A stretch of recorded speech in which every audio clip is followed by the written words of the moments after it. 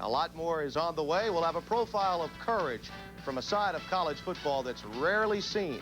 Up next, a look at a modern-day Saturday's hero, a special story when we come back on College Game Day.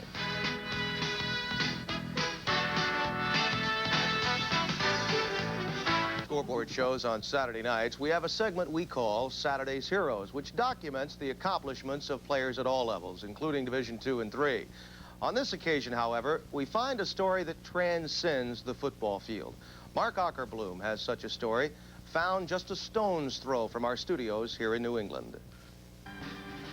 In 1985, Dave Skelley was a freshman quarterback at Norwich University in Northfield, Vermont, looking to work his way into the starting lineup. Along the way, however, he began to experience more than just the usual aches and pains associated with the game of football. And soon his worst fears were realized when he was told he had a malignant tumor the size of a football in his abdomen. At 19 years old, he was very uncertain as to what his future would hold.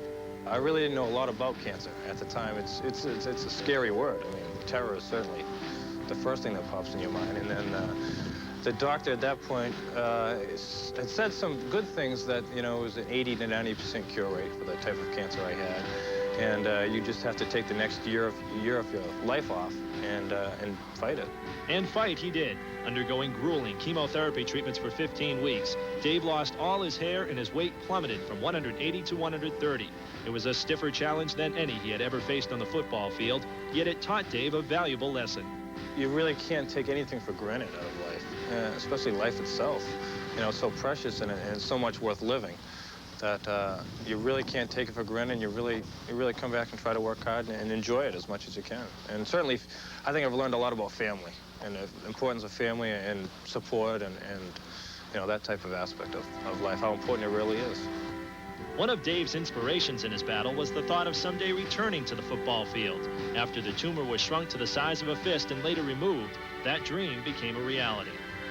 There were moments there when I was getting pretty weak and pretty sick, where, you know, it did look bleak for a while, but you just set in your mind you want to come back and you do it. I knew he'd be all right. I don't know. I think he's gone through the worst he can go through, so I knew he'd be all right as far as football was concerned.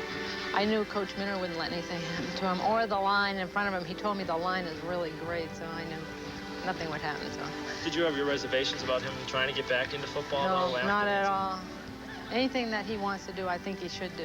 I think that's what you find out when you come close to death, that you should do the things you want to do in this life. Dave's comeback came full circle when an injury to the starting quarterback thrust him into the lineup. The Cadets won their opener, but it was the team's second game against Glassboro State in which he really shined. Trailing 13-3 at the half, Dave came out to hit his first 14 passes and lead Norwich to a stirring 23-19 victory. Dave has not relinquished his starting role since. When some people step into the huddle, there's just something that happens, and I think David definitely makes that happen. The quarterback is the trigger man. The quarterback is the leader, but he commands the respect of the ball players, and I think that's very, very important.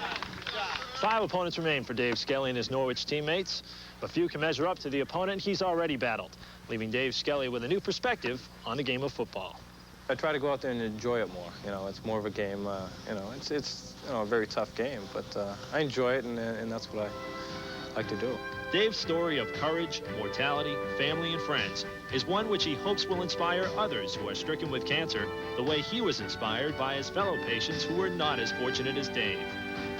Is at that point where you really learn what cancer does, how it takes over the body, and really how powerful it is, and how precious life is, and how much these people wanted to battle just to live another day, just to be normal people, and they didn't have that chance. That's very emotional, very tough thing to deal with, and an incredible experience to learn. The prognosis for Dave is good. The cancer remains in remission, and should it remain that way 2 more years, he'll be considered medically cured. Last night, by the way, they played a game. They lost to Springfield 13-9 on a rain-soaked field, but we trust there will be few rainy days in this young man's future. Another thought-provoking story is next.